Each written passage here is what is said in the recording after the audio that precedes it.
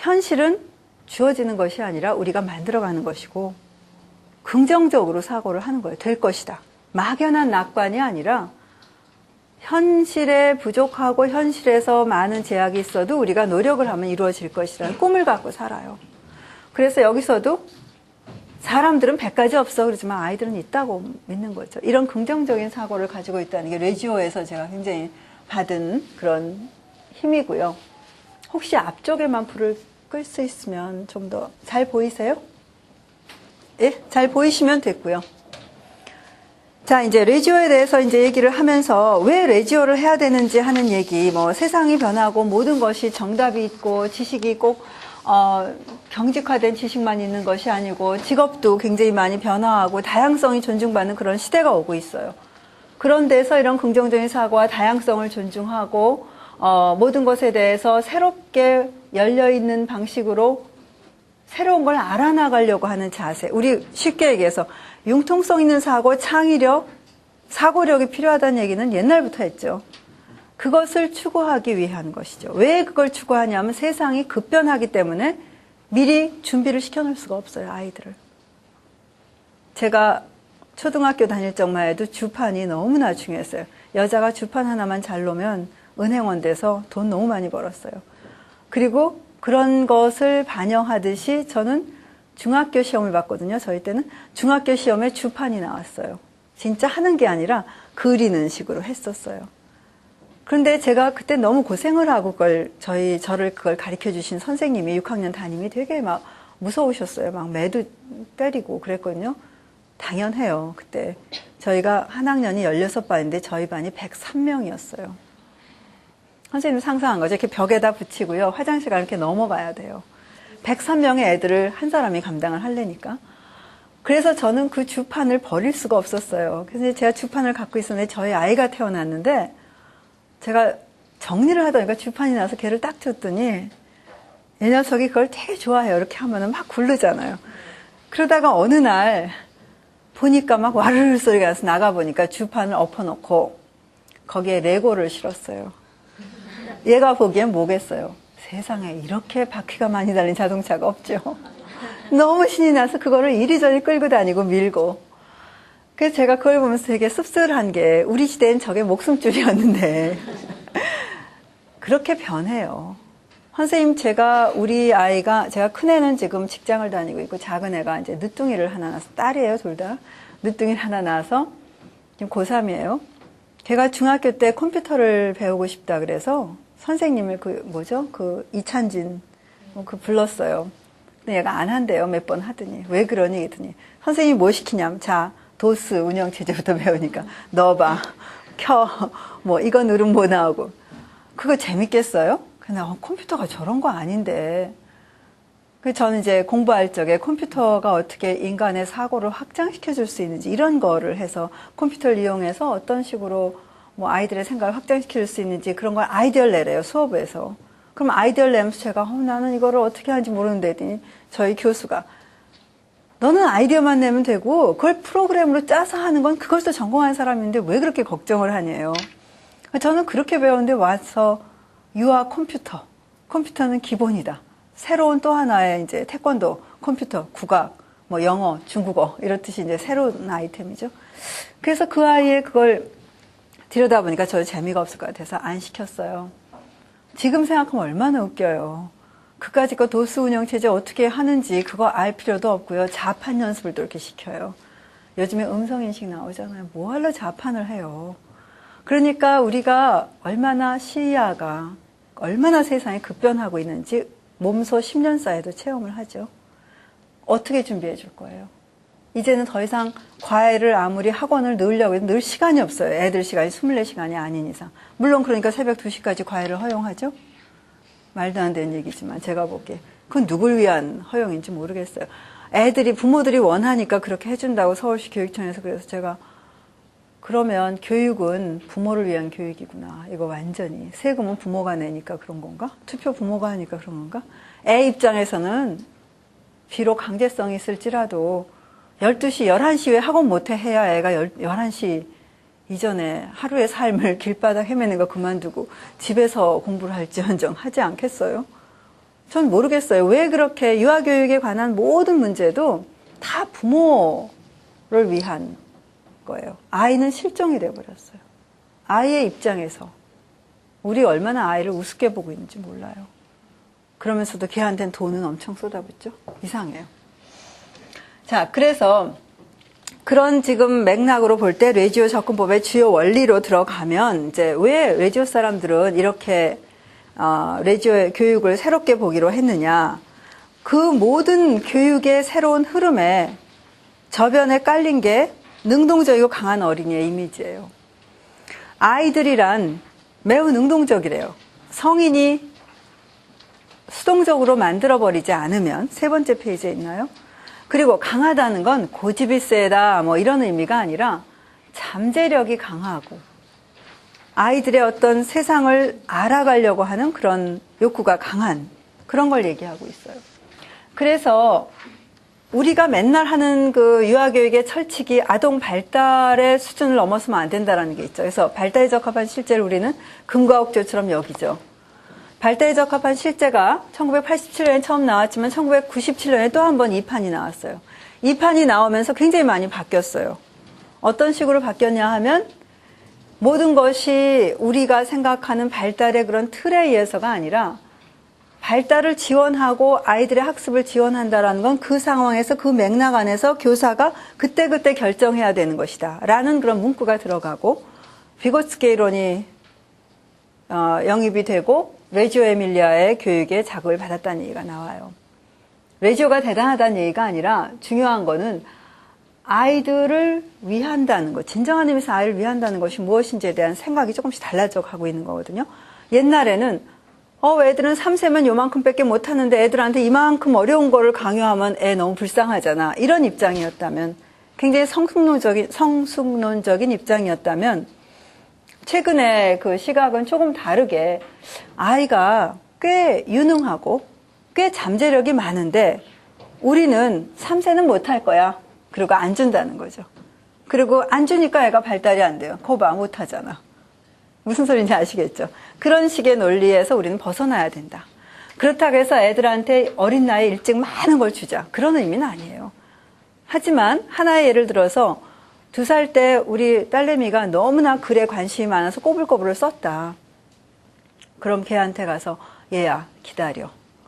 네가 글을 배우려면 상징을 뭔지를 알아야 되고 그거를 도형을 구별을 하고 손과 눈에 협응이 되고 이러려면 넌 적어도 5세는 돼야 돼. 그럴 필요 없는 거잖아요. 걔 수준에서 의미 없지만 꼬불꼬불하게 잔뜩 써서 저한테 요만한 종이에다 완전히 꼬불꼬불을 써서 저한테 어느 날 주더라고요. 칭찬받을 줄 알고. 그죠? 소중한 걸 만들어 줬잖아요. 그런 식으로 하면 걔 수준에서는 그 당시에 글의 의미를 글이 사회적으로 소중한 거구나. 글이 소통되는 거구나를 얘는 알고 있고 경험을 통해서 더 확인을 하고 더 그쪽으로 빠져들게 되는 경험이죠. 그런데 우리는 어릴 때는 그저 뛰어놀아. 친구나 사겨. 뭐 내가 주는 거나 갖고 놀아. 그러다 요즘에 너무 일찍부터도 자꾸 학습적인 게 조소 문제이긴 하지만. 자, 그럼 이 슬라이드를 보시면 뭘 볼 수 있냐 하면 아이가 저걸 가지고 놀고 있어요. 물감을 가지고. 근데 물감이라는 것이 사실은 얘가 한 18개월밖에 안 됐을 거예요. 18개월밖에 안 된 아이한테 15개월 물감을 준다. 안 되죠. 발달에 적합치 않죠. 하지만 이 사람들이 얘한테 물감을 준 이유가 있을 거예요. 근데 좀 다른 게 있죠? 똑같은 물감을 줬는데 물감을 준 상황이 달라요. 그죠? 요만한 우린 A4를 못 벗어나요. 아니면 좀 마음 써봤자 스케치북.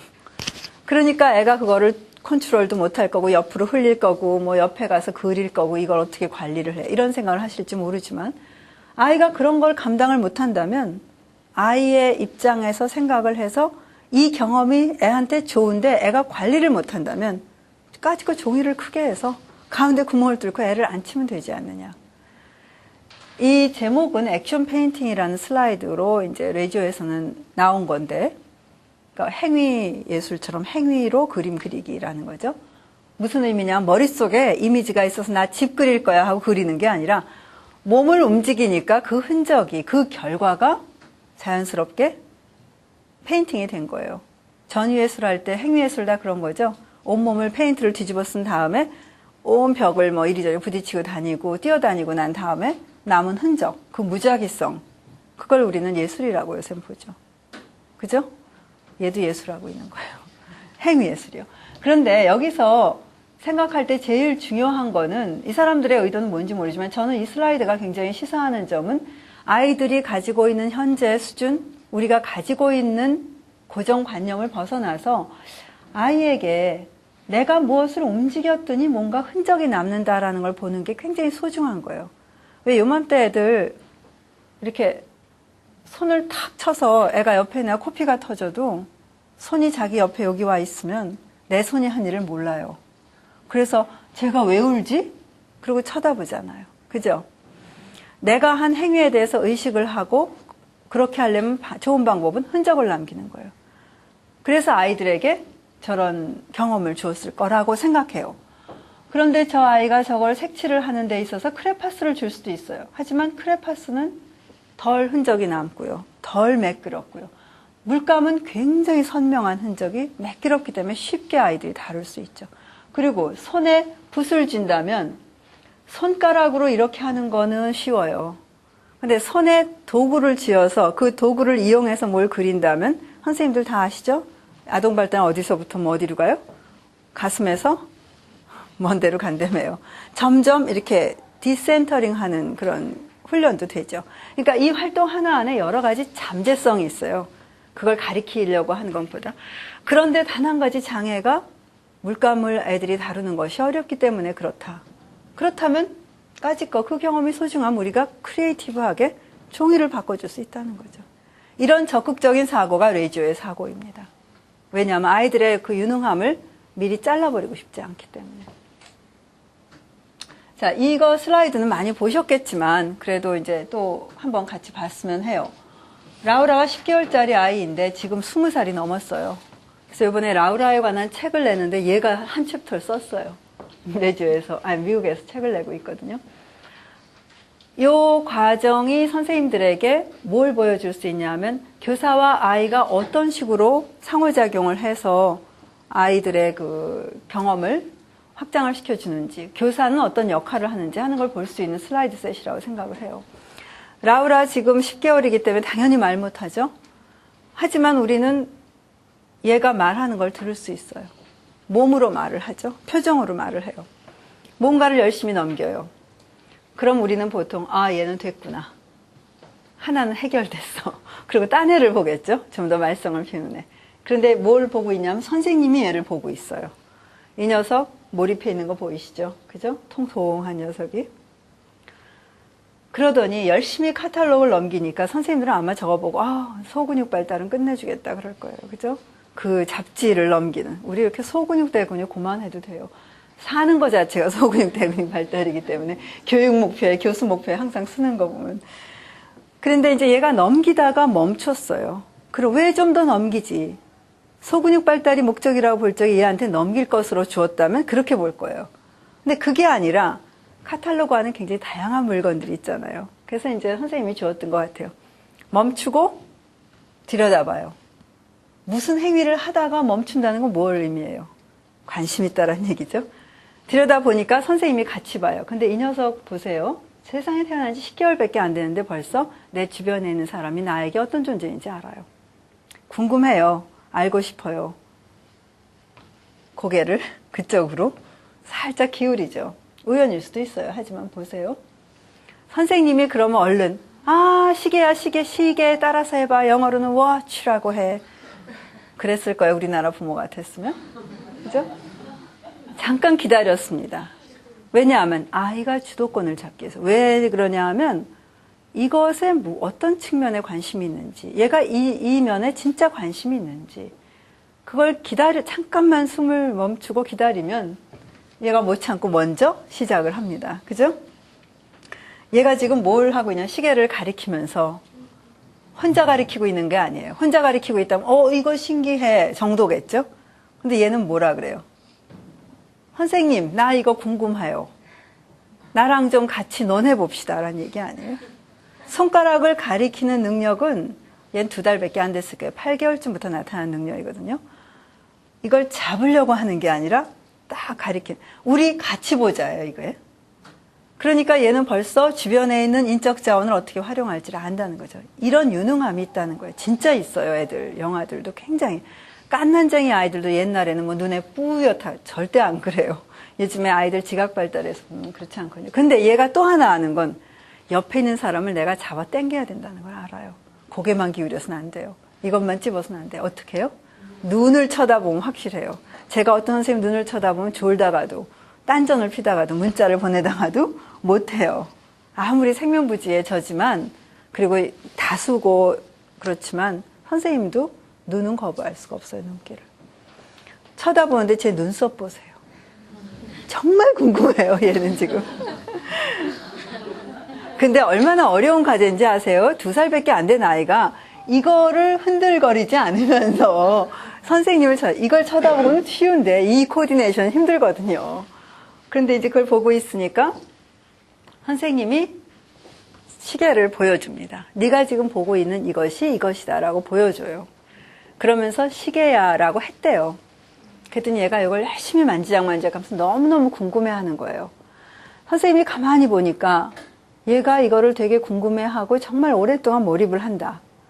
이만큼의 몰입이라면 내가 다른 방향으로 확장을 시켜주면 어떨까 싶어서 들려줍니다. 얘는 평생에 태어나서 이게 소리가 난다는 건 몰라요. 어른은, 교사는, 교육자는 알아요. 그렇지만 아무 때나 주는 게 아니죠. 얘가 충분히 몰입을 하고 충분히 요렇게 평면으로 생긴 게 요런 그림이 같은 거구나. 믿거나 말거나 이맘또래 아이들은 평면 사진의 시계하고 이 실물 사진의 실물 시계하고 연결 짓는 게 쉽지 않습니다. 그래서 이제 들려줬더니 얘가 어때요? 듣죠? 나 들어 그러고 소리치고 있어요. 눈 보세요. 눈썹 보세요. 달라졌어요. 그러더니 되게 대단한 업적이에요. 무슨 업적이에요? 이게 시계인 줄 알았어요. 그죠? 근데 시계인 줄 알고 끝난 게 아니에요. 시계인 줄 안 거를 토대로 여기서 소리가 나. 그런데 요거는 요거하고 비슷해. 그러면 자연스러운 논리적 귀결로 그러니까 여기서도 소리가 날지도 몰라. 궁금해요. 알고 싶어요. 실험해봐야죠. 가설 세웠어요. 실험 방법? 대본다. 해보는 거예요. 10개월이에요. 얘는 무슨 교육을 받았길래? 그런 거 없습니다. 태교가 좋았나 보다. 글쎄요. 그러니까 선생님들이 이런 걸 보여주는 이유는 아이들이 이렇게 타고난 굉장한 호기심과 능동성이 있고 잠재력이 있다는 거죠. 그런데 우리는 우리가 갖고 있는 어떤 그 틀에 박혀서 아이를 자꾸 그 틀에 맞춰서만 보려 그러고 또 아이들에게 그럴 수 있는 기회를 주지 않을 수도 있다는 거죠. 또 다른 그 과정에서 지금 제가 보여드리고 싶었던 거는 교사의 역할이 어때야 되느냐. 교사가 처음에는 주도권을 안 잡았어요. 아이가 훨씬 더 리드를 했죠. 그렇죠? 그러다가 그 다음에 시계의 소리를 들려주는 상황은 어떻게 돼요? 교사가 리드를 하는 거죠. 하지만 교사가 리드를 하는 방향의 결정의 근거는 뭐예요? 아이의 여태까지 했던 행위, 아이의 여태까지의 경험. 그것을 토대로 판단에 의해서 교사가 주는 거죠. 그래서 굉장히 짧은 상호작용이에요. 5분도 안 걸렸을 거예요. 3분쯤 안에 일어난 그 상호작용 안에서도 우리 뭐라 하죠? 교사 주도형이냐, 아동 주도형이냐 이런 얘기를 하면서 논란을 많이 벌이는데 이게 교차할 수 있다는 거죠. 그렇지만 둘이 같이 마치 춤을 추듯이 그렇게 해서 하나의 경험이. 여기는 0세에서 3세가 영유아센터고 3세에서 6세가 유아학교예요. 유아학교에 처음 이제 3세에 들어오면 선생님들이 다양한 종류의 매체라고 우리는 얘기해요. 다양한 종류의 자료를 접하게 해요. 종이라든지 철사라든지 찰흙이라든지 이런 걸 많이 줍니다. 그 이제 이 중에도 철사를 주면서 철사가 새로운 거기 때문에 선생님이 몇 명 아이들만 데리고 옆에서 같이 하는데 무언가를 만들어 보라 그래요. 철사의 종류가 굉장히 다양해요. 굵기와 재질이 다르기 때문에 어떤 거는 똑같이 하지만 가늘지만 철사는 탄력이 있고요. 동선은 구리선은 굵지만 쉽게 구부러져요. 그러니까 그런 다양한 거를 주었는데 어떤 녀석들은 대부분의 애들은 보자마자 철사를 잘 다루는 거예요. 얘 손을 보시면 손끝이 아주 뾰족하고 이렇게 꺾이지 않고 근사하게 휘는 걸 만들어내는 건 대단한 능력이죠. 그러면서 여기다가 이름도 붙여요. 그런데 세상은 고르지를 못해서 개 중에는 재료를 다루는데 익숙치 못해갖고 다니엘레라는 남자의 경우에는 문제가 뭐냐면 열의와 욕망은 있어요. 해보고는 싶어요. 그런데 손으로 어쩔 줄을 모르는 거예요. 이 철사를 감당을 못해요. 손을 보시면 얘는 어떻게 쥐어야 되는지, 어떻게 힘을 줘야, 손끝에 힘을 줘야 된다는 것도 지금 모르는 거죠. 그런데 옆에 있는 친구는 눈치가 없어서 계속 그걸 가지고 막 노는 거예요. 철사란 굉장히 공간감이 뛰어나서 모빌 같은 걸 많이 하잖아요. 그러다 보니까 이게 철사를 다른 거와 공간이 교차하게 하면 소리가 막 나면서 돌아다니잖아요. 그런 이동성이라든지 공간감 같은 게 철사의 특징인데 그걸 즐기고 있죠. 얘는 강한 욕망과 질투의 눈빛으로 옆에서 쳐다봐요. 드디어 주먹이 쥐어지기 시작을 하죠. 이걸 그냥 두면 어떻게 되겠어요? 내 거야, 나 줘봐. 싫어. 달란 말이야, 보고 싶은데. 한 대 올려 붙을 수도 있고, 그러고 나면 싸움 나고, 이날의 경험은 다 흐트러지고, 얘는 나 철사 안 해. 그죠? 언제 다시 철사에 올지 모릅니다. 선생님이 얼른 개입을 해요. 어떻게 개입을 하느냐? 레지오에서 교사의 역할이라는 거는 선생님께서 해 주실게 절대 안 합니다. 선생님들 주로 좋아하는 게 그거죠. 똑같은 걸 해야 되는데 어떤 애는 잘하고 어떤 애는 못해요. 그럼 얘는 혼자 가고 못하는 선생님이 도와준다는 미명하에 거의 메꿔서 해주죠. 왜냐하면 집에 갈 때 하나씩 다 들고 가야 되니까. 근데 여기서는 아이의 수준에서, 아이의 지금 현재 아이의 다니엘레의 철사에 관한 경험의 수준에서 출발을 합니다. 그래서 선생님이 어떻게 해요? 아이의 손을 잡아요, 밖에서. 얘가 직접 느껴봐야죠. 얘가 주체가 되지만 선생님이 뒤에서 눌러요. 그러면 자기의 손에 저항이 오죠. 감각이 오죠. 그래서 경험을 해보기 때문에 얘가 경험을 해요. 얘 손, 얼굴 폈어요, 벌써. 그러더니 선생님은 얼른 가요. 자기가 어느 정도 혼자 감당할 수 있으면 애들은 가라 그러죠. 그런 거 많이 보시죠. 좀 더 도와줬으면 좋겠는데 애들이 그냥 가라고 자꾸 자기 혼자 한다 그래요. 자기 혼자 하니까 혼자서 작고 단순한 것밖에 못해요. 옆에 같이 못해요. 근데 중요한 건 얘 얼굴 표정 만족스러워요. 자기도 자기 수준을 알거든요. 내가 옛날엔 이걸 구부리지도 못했는데 난 구부려서 뭔가 이게 됐어. 얘한테는 대단한 업적이에요. 근데 우리는 자꾸 옆에만큼 못해서 섭섭하지 않을까 싶어서 그 부분까지 메꿔주려고 하는데 그건 이 아이를 진짜 존중하는 건지 모르겠어요. 그리고 났더니 그 다음에 그걸 구부린 걸 또 한 번 구부렸어요. 이젠 정말 만족스러워요. 여기에서 우리가 얻을 수 있는 교훈은 철사 두루마리가 앞으로도 많이 다른 형상이 될 거라는 거죠. 그 과정에서 다니엘레가 다른 아이, 먼저 그 아이보다 더 잘하게 될 수도 있어요. 그런 걸 염두에 두셔야지 되는 거죠. 꼭 3세는 어떻고 4세는 어떻고 이런 것도 필요 없고 쟤는 똑똑한 아이. 우리 선생님들은 그런 거 너무 말 잘하는 아이 좋아하죠. 내가 무슨 얘기하면 내가 듣고 싶은 말 꼭 해주니까. 근데 이 세상에는 언어만 있는 건 아니에요. 그리고 그런 다양한 언어에 대한 건 타고난 감각도 있고 차이가 있지만 아이들이 어떤 경험을 했느냐에 따라 달라지는 거죠. 자, 그렇다면 지금까지 말씀드린 것들이 사실 능동적이 강한 어린이의 이미지라든지 유기적 관계체제로서의 학교는 아까 말씀을 드렸고요. 그 아까 라우라의 슬라이드에서 보실 수 있듯이 민감성하고 관계 수립의 중요성이 굉장히 중요해요. 그러니까 아이와 더불어 얼마만큼 아이에게 민감하고 아이의 큐에 민감하고 아이와 더불어 많은 시간을 보내서 애하고의 관계 수립이 되면 그 아이를 잘 도울 수 있어요. 예를 들어서 선생님이 한 아이를 잘 알면 담임 선생님들이 저한테 항상 하는 얘기가 3월 달에 너무너무 힘들다는 거예요. 아이도 힘들고 나도 힘들다. 만약에 내가 작년에 아이를 같이 데리고만 올라올 수 있다면 그 시간이 많이 낭비되지 않을 것이다라는 얘기를 해요. 우리 보통 라포를 형성한다 그러죠. 그런 관계를 수립을 하고 서로서를 알아가는 과정이 필요해요. 그걸 알면 제 저런 표정은 지금 뭐를 뜻한다는 걸 알 수 있고요. 제가 고개를 갸우뚱할 때는 어떤 거라는 것도 알 수 있고요.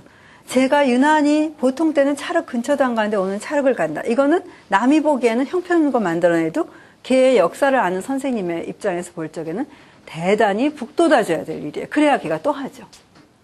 이런 모든 것들이 민감성과 관계 수립이 학습과도 관련이 있고 아이의 발달 전반과도 관련이 있고 또 전체의 그 흐름과도 학교의 분위기와도 관련이 있죠. 그래서 거기 보시면 제가 페이지는 없지만 민감성과 관계 수립의 중요성 안에 따옴표로 귀 기울임의 교육이라는 얘기가 들어있습니다.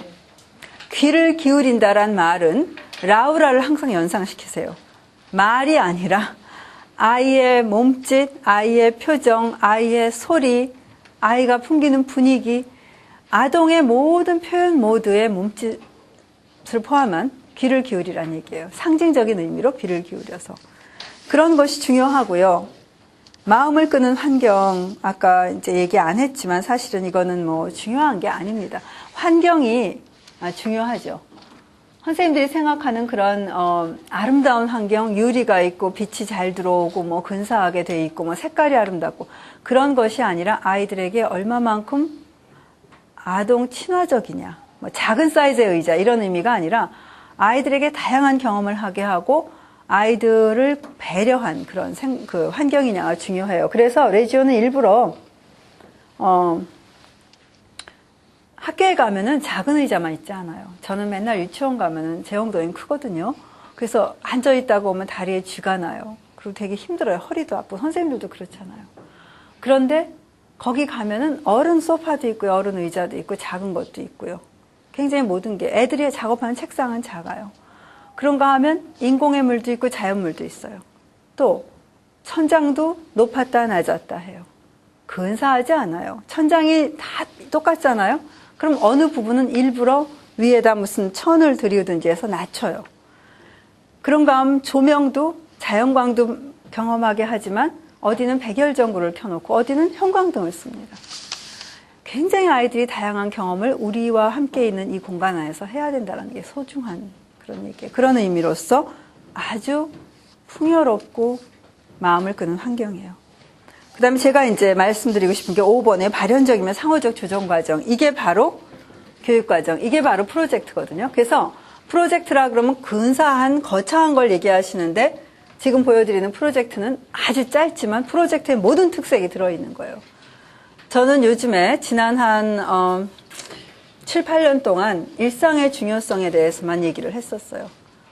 너무나 프로젝트를 억지로 해내느라고 아이들을 괴롭히고 아이들은 프로젝트 P자만 되면 도망가요. 너무 싫어요.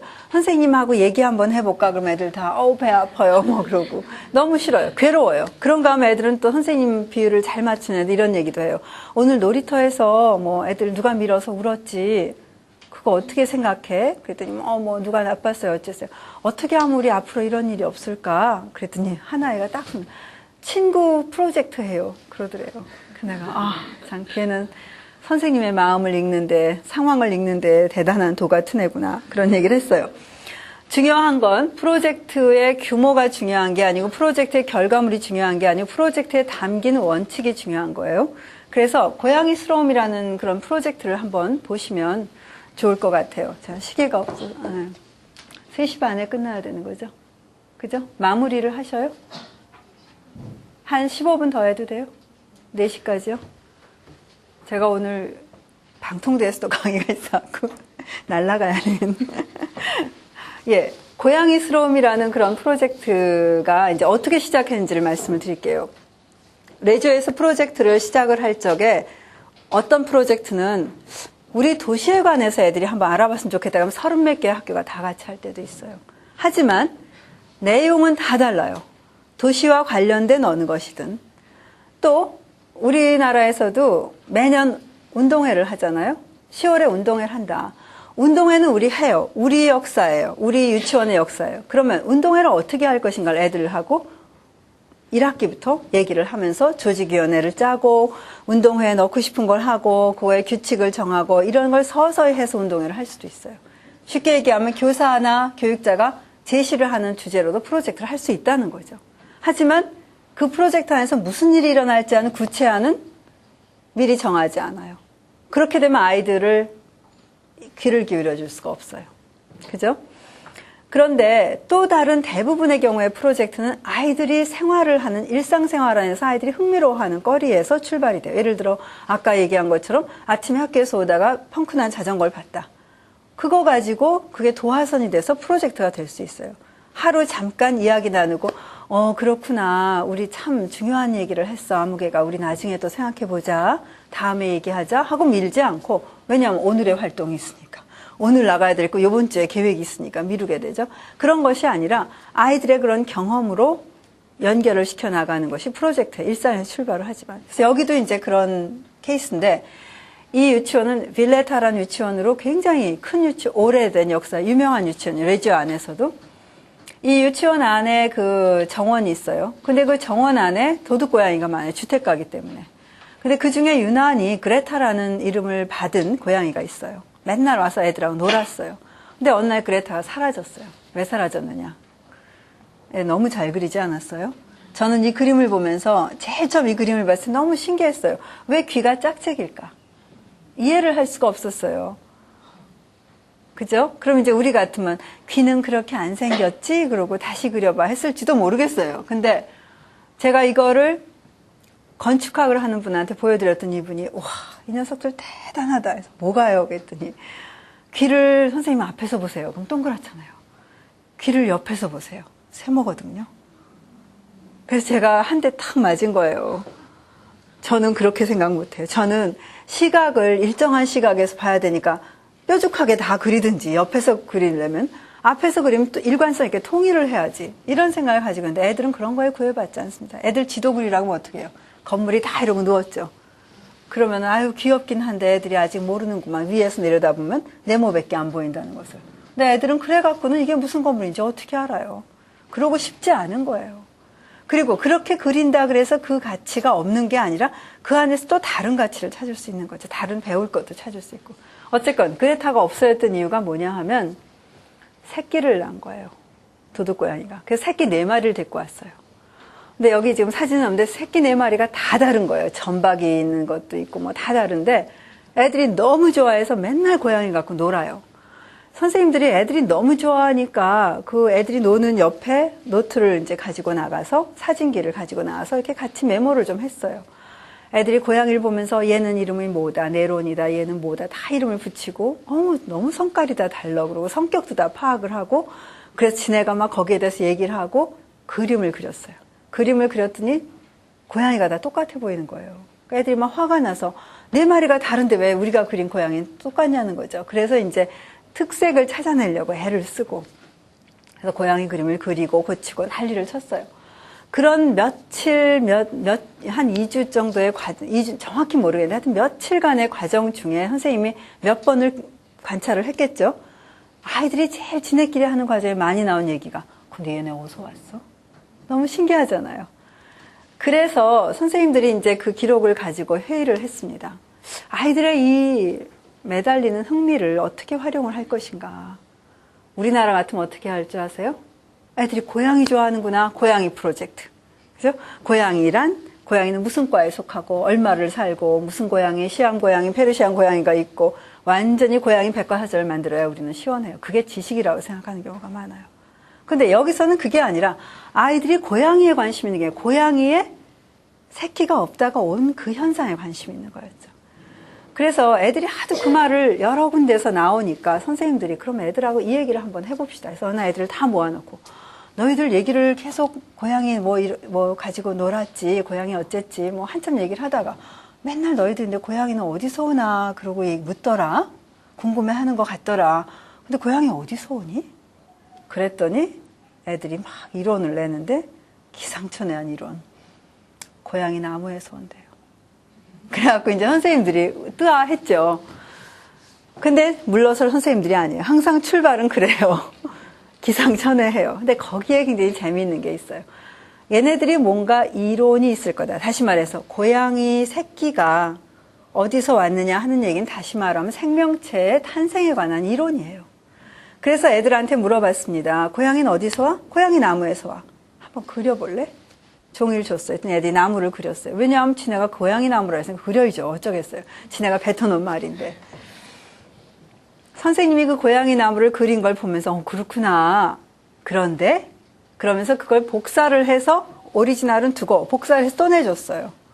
선생님이 뭘 내주면서 그런데 라고 할 때는 어떻게 하라는 얘기예요? 더 그려. 그죠? 더 생각해. 얘가 고양이 나무라니까 고양이를 그렸어요. 잎사귀도 조금 그리고요. 또 복사해서 두고 또 내주면서 그런데? 라고 물었더니 딴 말 안 해요. 뭐 콕콕 찌르는, 전곡을 찌르는 질문, 뭐 갈등을 팍팍 주는 질문, 교수적인 질문, 발화. 그게 아니라 궁금해요. 얘네들의 생각에서 계속 더 얘기해봐. 이런 식이죠. 그랬더니 고양이를 그렸어요. 그러면서 하는 말이 얘가 엄마예요. 그렇구나. 호들갑을 떨며 또 복사해서 내주면서 또 내주니까 얘가 그 다음에 아빠 고양이를 그렸어요. 왼쪽에. 아빠하고, 그러니까 나무에서 오는 게 아니에요. 암수가 만나요, 드디어. 그죠? 근접했어요. 더 내줬어요. 그랬더니 밑에 하나를 딱 그려놨더니 새끼래요. 태어난 고양이래요, 얘가. 그죠? 그러면서 고양이를 조금 더 그려놨어요. 선생님이 고민을 하다 한 장을 더 내줬어요. 그랬더니 고양이를 좀 더 막 날르는 고양이를 또 그려요. 쓸데없이. 근데 이제 이게 생각하는 거예요. 그러다가 점을 막 찍는 거예요. 이게 뭐냐? 그랬더니 고양이 씨예요. 고양이 씨가 나왔어요, 드디어.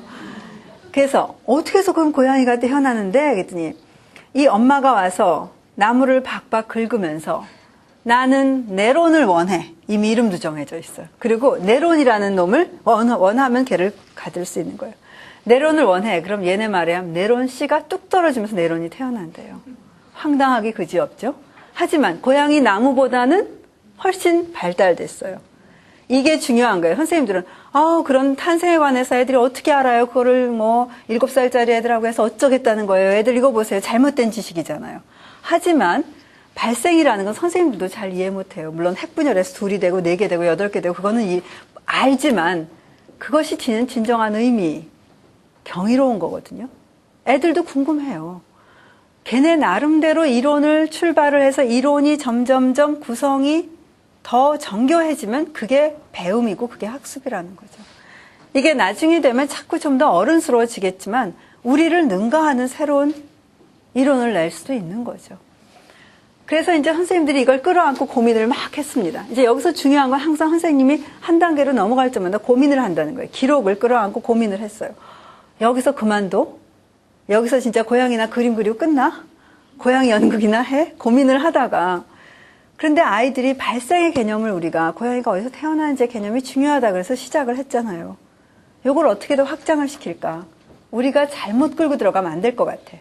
그럼 아이들의 말을 끌고 들어가자. 그래서 애들한테 그 다음에 물어봤습니다. 얘들아, 너희들이 그림을 그리면서 그랬어. 네론 씨가 뚝 떨어지면서 네론이 태어나 그랬어. 그러면 선생님 궁금한 게 있어. 그 씨가 떨어져서 네론이 되는 거. 씨는 요만하잖아요. 네론은 이만해요. 어떻게 씨가 네론이 되는 건데? 그러고 물었어요. 그러고 뭘 줬냐면 길다란 종이를 줬어요. 그리고 여기다가 동그란 씨를 그려줬어요. 그럼 애들은 또 어떻게 해야 돼요? 고민해야죠. 그죠? 얼마나 야가요? 나쁜 의미가 아니라 아이들에게 좀 더 생각을 해보게 하는데 그것이 내가 임의로 하는 게 아니라 아이들의 것을 존중을 하면서 아이들의 생각의 방식을 존중을 하면서도 그게 더 말이 되고 정교화돼야 되죠. 고양이 나무와 고양이 안에 씨가 떨어진다는 건 또 별개의 얘기죠. 하지만 그것이 연장이 돼서 그 안에 녹아 들어가게 된 거죠. 그래서 이제 씨가 나옵니다. 애들 말이 조금 있다 다리가 나온대요. 뒷다리도 나오고요. 조금 있다 앞에 이빨이 나오고 반대쪽에도 나오고 이제 거의 다 됐어요. 그러더니 콧수염이 나오고요. 이게 바로 방금 태어난 고양이에요. 그러니 이 과정 안에서 선생님 나는 고양이 나무라는 그런 이론에서 여기까지 오기까지 상당한 발전이 아니라고 선생님들 얘기할 수 있어요. 애들의 사고력이 크고 많은 자기 나름 논리력도 크고 탄생에 대한 이론도 정교화된 거예요. 우린 보통 애들한테 아기는 어떻게 태어나? 그러면 뱃속에 있다가 요만한 게 있다가 나중에 커져서 나온다고 생각을 해요. 근데 그런 식의 생각이 아니라 그 출발이 없던 것이 어떻게 무에서 유가 태어나느냐. 굉장히 심오한 질문이에요.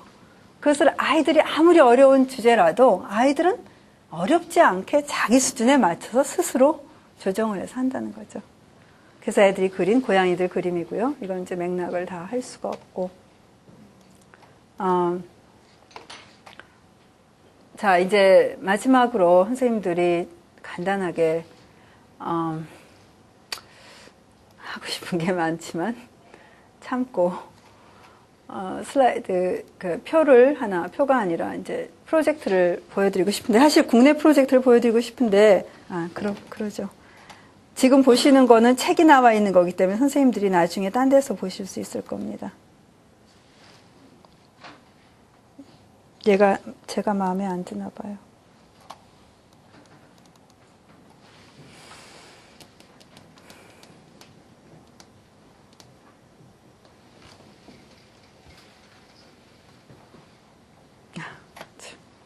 미안하다. 들어가라. 선생님들 이거는 양서원에서 선생님 책이 나온 게 있어요. 그래서 제 생각에 이거를 보여드리는 것보다는 어디선가 많이 보셨을 프로젝트인지도 모르겠지만 우리나라의 프로젝트를 보여드리는 게 더 나을 것 같아서 제가 보여드리는 겁니다. 이 프로젝트는 수세기에 관한 건데요. 처음부터 애들한테 수를 세자고 한 게 아니에요. 이제 어떤 어린이집에서 방과 후에 애들이 모였어요. 방과 후에 애들이 모이면 뭘 하겠어요? 이제 뭐 원장님실에서 놀다 보니까 뭐 이것저것을 하는데 원장님이 요만한 동전을 모은 저금통이 있었습니다. 그 돼지 저금통을 꽉 차니까 이제 뜯으려고 하는데 애들이 봤어요. 애들한테는 굉장히 신나는 거죠. 나는 맨날 넣기만 했는데 이제 뜯을 수가 있어요. 선생님 저도 해도 돼요? 막 그 애들이 달라들었어요. 그래서 이제 애들하고 같이 뜯어 놓으니까 동전이 와르르 쏟아지고 이거 갖고 뭐 할 거예요? 그래서 우리 동생 반 자석 사주려고 그랬더니 저도 가도 돼요? 뭐 애들이 너무 신난 거예요.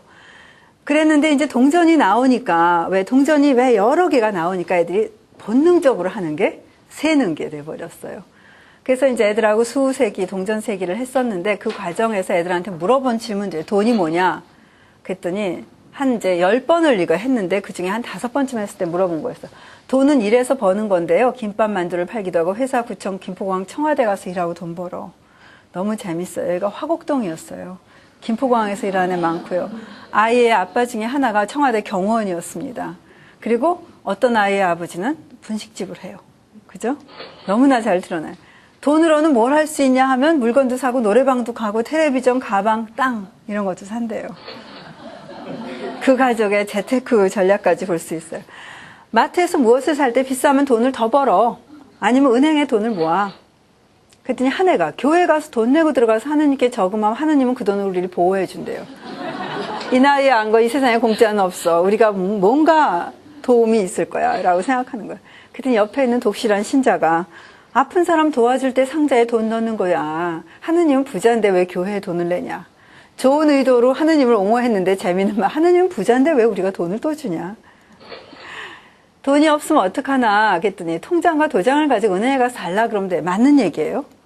이걸 듣고 있던 딴 애가 아니야. 은행은 돈을 맡겼을 때만 주는 거지 아무 은행 가서 돈 달라고 하면 안 된다는 거죠. 그러니까 처음에 한 생각을 보고 그 다음 애가 생각이 더 발전이 되는 거예요. 이게 함께 구성해 간다는 거죠. 얘 말이 5,000원 맡기면 5,000원 줘. 그랬더니 하나가 또 듣다 보니 그게 아니야. 300원 맡기면 400원 줘. 너무 웃기죠. 근데 처음부터 이런 얘기는 안 나오죠. 얘기가 꼬리에 꼬리를 물면서 생각들이 서로 그래 나 너 이해했어. 근데 이런 부분이 또 있지 이러면서 가는 거예요. 아무 은행이 아니고 자기가 아는 은행 가서 작은 기계 하얀 종이 번호가 나오면 가서 말해. 이제 순번 얘기예요. 그랬더니 기계에 통장을 넣고 자기네 전화번호를 누르면 돈이 나온대요. 비밀번호. 돈이 너무 많으면 문 열면 쏟아져서 나빠. 그랬더니 딴 애가 우리 아빠는 착해서 사람들에게 잘 나눠줄 수 있어. 돈 많아도 난 좋아. 얘가 분식집애거든요. 난 돈 많은 게 좋아. 지갑에 100개, 10개 넣었다 한 개씩 다 쓰면 다른 지갑 갖고 쓰면 되지. 뭐 걱정이야. 그래갖고 이제 동전을 세는데 처음엔 애들이 물체로 세는 거예요, 동전을. 그래서 동전을 그냥 세면서 나 28개다. 나 35개다. 그런 식으로 가는 거예요. 근데 이 실물이라는 거에 재밌는 그 장점이 돈이니까 얼마라는 게 자연스럽게 나올 수 있는 거죠. 그래서 선생님이 물어봤어요. 얘들아, 너희가 센, 민기가 센 28, 연지가 센 35. 그게 도대체 얼마야? 그랬더니 애들이 몰라요? 그러는 거예요. 그 다음에 또 세라 하니까 또 세요. 지금 얼마야? 몰라요? 그런 걸 3번을 하는 거예요. 그랬더니 이제 신봉이가, 민기가 이제 이런 걸 세는 걸 이제 민기가 그 청와대 경원의 아들이고 구몬수학을 3자리까지 덧셈을 하는 소위 속칭 우리 반의 똑똑한 아이고요. 신봉이라는 아이는 분식집 아이예요. 김밥 만두를 팔아요. 근데 어머니 아버님이 너무 바빠서인지 얘한테 학습지 근처도 안 갔어요. 얘는 말썽꾼이에요. 거의 그런 거에 흥미가 없어요. 그런데 이제 그걸 세다 보니까 애들이 계속 셌다가 풀었다 또 얼마냐 그럼 또 모른다 그랬다가 그랬더니 신봉이가 뭐라 그러냐면 끼리끼리 세자 그랬어요. 그러니까 얘가 생각하니까 뭔가 이게 다 같은 게 아니라는 생각은 든 거죠. 그래서 세니까 민기가 맞아 보니까 돈이 써있어요. 50원짜리가 9개인데 그 선생님이 얼마야? 몰라요? 민기가 얼마인지 모르겠어. 신봉이 이상해요. 50원이 9개 그거 뭐 어려워. 50원이 2개면 100원 또 2개면 100원 100원, 200원, 300원, 400원, 450원이잖아. 완전히 민기가 정말 넘어간 거예요. 그래서 모든 아이들이 이 시점에서 얘가 김씨거든요.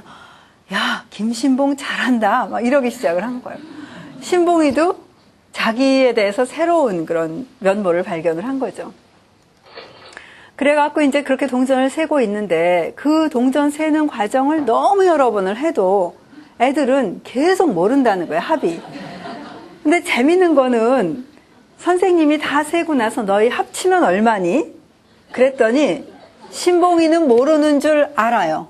그래서 몰라요 라고 대답을 하는데 어린이들, 딴 애들은 합쳐요? 합치랬잖아, 합쳐. 동전을 합쳐요. 그러니까 뜨아하잖아요. 그러니까 합쳐놓고 나면 그러니까 언어의 어떤 컨디션이 돼서 그냥 합치라고 해서 합쳤어요. 사실은 물건을 합치라는 게 아니라 아직까지 동전을 물건으로 보는 거죠. 물건을 합치라는 게 아니라 동전에 내재되어 있는 우리가 부여한 값을 합치라는 거잖아요. 그게 힘든 거죠. 동전을 합치니까 애들이 계속 이걸 3번, 4번을 할 때까지 신봉이는 계속 상을 찌푸리고 앉았다가 못 합치게 한 거예요. 그랬더니 연지가 선생님 신봉이 좀 보래요. 친구들하고 같이 안 합치고 자기 혼자만 가지려고 안 합친대요. 그러니까 이제 신봉이가 얘네들아 말이 안 통하는구나 알았어요. 그래서 신봉이가 뭐라 그러냐 하면 내가 좋은 방법 가르쳐 줄게. 그러니까 애들이 얘 말을 듣는 거예요. 뭐냐, 동전 세는 게 너무 힘들잖아요. 센 거 또 세면 어떡해요. 그래서 애들한테 야 우리 줄을 세워서 세워보자 라고 얘기를 했더니 애들이 다 혹해서 넘어갔어요.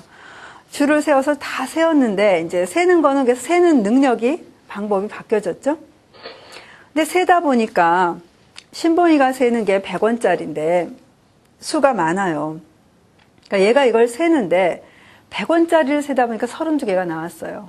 근데 100원짜리까지는 돼서 3,200원인 줄은 알아요. 500원짜리를 어떻게 합쳐야 될지 모르는 거예요. 그래갖고 이제 얘가 생각한 게 500원짜리를 100원으로 환산을 했습니다. 그래서 그걸 어떻게 환산을 하냐면 500원이 100이 5개라는 걸 알기 때문에 내가 32까지 셌잖아요. 33, 34, 35, 36, 37 이렇게 한 거예요. 잊어버릴까 봐. 그래서 이제 촉각을 이용해서 그렇게 했는데 애들은 이제 신봉이만큼 못 쫓아와요. 그래서 이제 애들이 헤매고 있는 사이에 신봉이가 돈을 세는 또 다른 방법을 생각을 해낸 거예요. 쫙 늘어놓고 세는 건 쉽지만 한 단위로 묶기는 힘들어요. 근데 애들이 지금 모르는 게 신봉이는 50원이 2개면 100원인 것도 알고 100원이 모이면 1000원인 것도 알아요. 10원이 모이면 100원이 되는 것도 아는데 딴 애들은 몰라요. 그래서 신봉이가 생각한 게 쌓아 올리자 그래요. 쌓아 올리면 왜 한 덩어리 같잖아요. 그래서 이제 세놓고 얘가 애들한테 가르쳐 주는 거예요. 신봉이가 10원, 20원, 30원, 40원, 100원 1, 2, 3, 4, 5, 6, 7, 8 10개지 이거랑 100원 하나랑 똑같아. 그 아이들이 말도 안 돼. 그게 어떻게 100원이야. 이건 10개고 이건 하나인데. 그랬더니 구몬수학을 하냐고 해도 좀 나아요. 민기가 이렇게 보고 있더니 아 알았다. 10원은 세어서 100원 100원은 그냥 100원. 우리가 이걸 보면서 이걸 우리가 설명을 하려도 못하겠는데 어찌 이렇게 신봉이 말을 민기가 잘 설명을 해줬는지 모르겠어요. 그 이제 우리가 약이 이제 조금씩 이렇게 요게 올라가니까 그 다음에 이제 수준이 올라가니까 그 다음에 애들이 숫자로 좀 써봤으면 좋겠다 싶었어요. 그래서 10원짜리가 260원이고 100원짜리가 32개, 3,200원, 500원짜리가 2개, 50원짜리가 9개였어요. 그래서 이거를 너희들 맨날 세는데 잊어버리지 않니? 애들 잊어버려요. 내 애들 사실 안 잊어버리는데 살짝 꼬였어요. 잊어버려요. 그럼 어떻게 하면 좋을까 했더니 쓰면 되죠? 그래서 우리가 드디어 이제 숫자로 넘어가는구나. 그러고 애들한테 종이하고 펜을 줬더니 애들 쓴 거 보세요. 260원 10원짜리, 3,200원 100원짜리 가. 이러고 풀어서 쓴 거예요.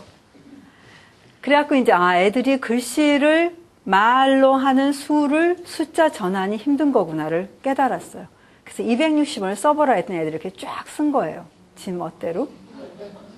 그래서 근데 재밌는 거냐? 애들이 물어봐요. 260원이에요 이거? 그래요. 선생님이 읽어보세요. 그래서 선생님이 읽어줘요. 206, 2006, 206. 그럼 애들이 막 글을 읽으면서 왜 아니야. 언제 260 나와. 막 이래요. 애들 아직 모르니까. 그런데 이걸 잘 들여다보시면 두 번째 거 보세요. 200은 알아요, 애들이. 많이 봤을 거 아니에요. 206. 하다 보니까 숫자가 너무 길어지니까 멈칫한 것 같고요. 이것도 보시면 60. 그러니까 우리는 자릿수의 개념이 있죠. 맨 오른쪽에 쓰면 1의 자리, 두 번째 쓰면 10의 자리. 얘는 그걸 모르죠. 그건 우리의 약속입니다. 필연성 아니에요. 그러니까 얘네는 그걸 모르기 때문에 260을 제가 왜 다른 글자로 썼냐면 260을 다 따로 보든지 아니면 260 자기한테 친숙한 숫자를 덩어리로 보는 거지 다른 숫자들의 합으로 보지 않는 거예요. 수라는 게 이렇게 복잡한 겁니다. 그런데 애들한테 잘 알기를 기대하고 어려서부터 그렇게 해서 애들이 딸딸 외워서는 할지 모르지만 진짜 수의 개념이 들어야 덧셈 뺄셈을 할 때 이게 위력을 발휘하는 거죠. 요거 보세요. 얘는 260 썼어요. 그죠? 얘도 260.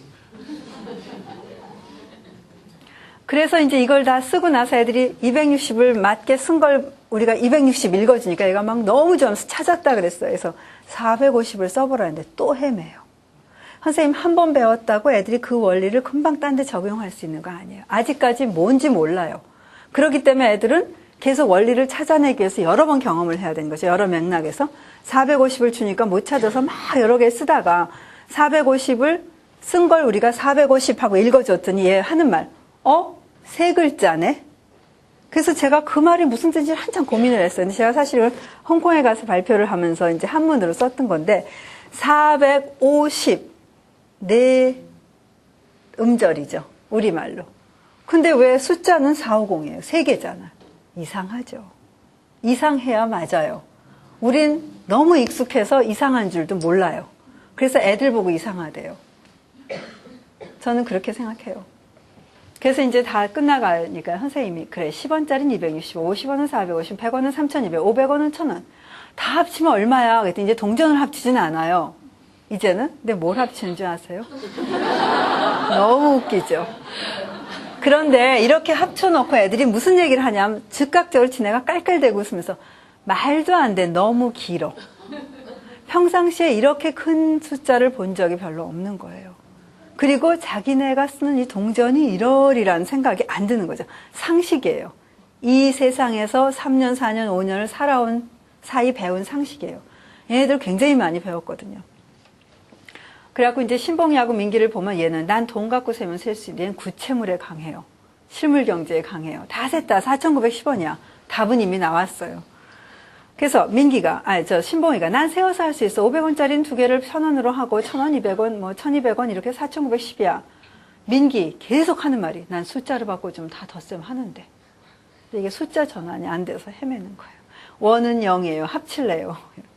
그래갖고 이제 애들이 이런 창략이 섞이면서 민기도 신봉이처럼 내가 쓰는 이 숫자들이 뭘 의미하는지 민기는 알아갖고 얘는 숫자만 갖고 놀았지 실물과 연결을 안 시켰던 애고요. 신봉이는 이제 막 플러스 사인을 써야 돼요. 이런 얘기도 하고 숫자로 쓰는 걸 배워가요. 그래서 두 아이가 다 굉장히 소중한 수적 사고예요.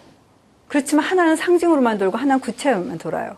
사실은 우리가 왜 숫자를 고안했어요? 구체물로도 할 수 없으니까. 이걸 연결을 하는 게 중요하다는 겁니다. 자, 그래서 이제 애들이 근데 이게 값으로 인식이 안 되니까 한 아이가 오더니 써요. 10, 20, 30, 40. 쓰라고 안 했어요. 다 다 쓰더니 260까지 쓰더니 줄 쳐달래요. 다 줄을 쳐 쓰더니 동그라미 치면서 260을 찾았대요. 10원짜리가 26개였잖아요. 50원짜리가 9개였죠? 450을 보더니 찾았다. 그러면서 동그라미를 쳐요. 그래서 어디까지 갈게요? 4910까지 갔어요. A4 9장을 썼는데 이게 한 열흘 넘어 걸려 썼어요. 근데 재밌는 건 한 아이가 쓰고 가면 그 다음 아이가 이어서 쓰고 그 다음 아이가 이어서 쓰고. 그런데 애들이 너무 좋아하는 거예요. 그러면서 난 이 다음에 과학자 될 거예요. 정말 쉬워요. 그러더니 애들이 와서 꼭 묻는 게 있어요. 어른들은 어떻게 해요? 너무 궁금해해요. 그래서 저희가 많이 협의를 했습니다. 어른들은 어떻게 하는지를 가르쳐주면 애들이 무조건 답습하면 어떡하나. 그런데 얘네들이 그동안에 많이 생각을 했기 때문에 이제는 무조건 답습은 안 할 거라 생각해서 어른들은 이렇게 셈해라고 한번 써줬더니 지네가 이렇게 따라서 썼어요. 그 신봉이가 계산한 게 뭐예요? 4910이었잖아요. 그걸 얘네들이 쓴 게 4910을 위에 쓰고 또 다른 애는 4910을 쓰고 하는 말. 우리가 쓴 글씨는 길어. 근데 우리 것도 소중해요. 우리가 여기까지 애써서 해놓은 거니까. 그런데 어른이 쓴 건 짧아. 어른들도 어렸을 땐 길게 썼을 거야. 우린 옛날엔 이렇게 썼어. 근데 짧게 쓰는 게 좋아. 이제 옮겨갈 준비 다 됐죠? 그래서 애들한테 이게 마지막인데 애들한테 물어봤어요.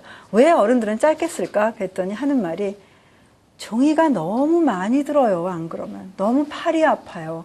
너무 공간을 많이 너무 연필이 많이 닳는데요. 사실 우리가 자릿수의 개념을 도입한 이유가 그런 효율성 때문이거든요.